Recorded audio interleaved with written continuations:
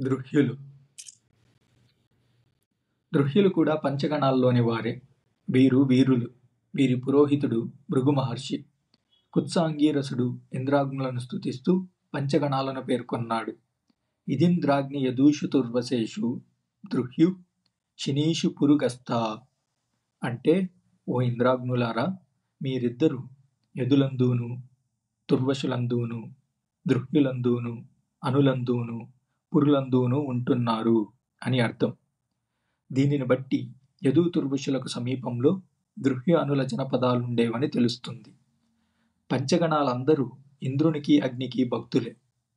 దృహ్యులు, పురులు, తృత్సులు మహాశక్తిమంతులని సంయువాహస్పత్యుని వృక్కు వలన తెలుస్తుంది.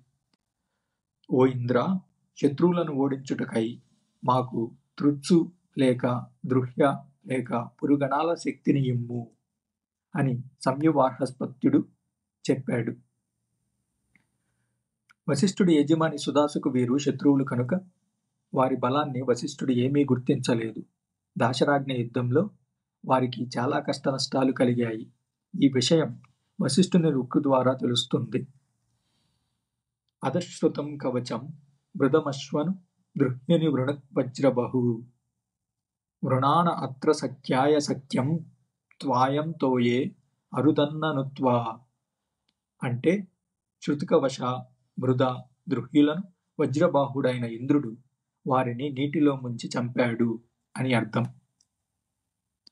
అనులు, దృహ్యులు పురోహితులకు భృగులు కలిసి సుదాసుపై దండెత్తినట్లుంది. వారు సరిహద్దులను ఉన్న పరుష్ణీ నదిని దాటి భరతుల భూమిలోకి ప్రవేశించి ఉండవచ్చు. నది దగ్గర యుద్ధం జరిగినది. వారి నాయకులు శృతకవశుడు మొదలైన వారు ఓడిపోయి పారిపోతూ నదిలో మునిగి చనిపోయి ఉండవచ్చు. దృహ్యు అనుల భూమి పరుష్ణీ నదికి పశ్చిమాన వరకు వ్యాపించి ఉంది. దృహ్యులకు ఉత్తరంగా అనులు, దక్షిణాన తుర్వశులు ఉన్నట్లు తోస్తుంది. కాబట్టి దృహ్యుల నివాసం పరుష్ణీ నదికి పడమర ఉండవచ్చు.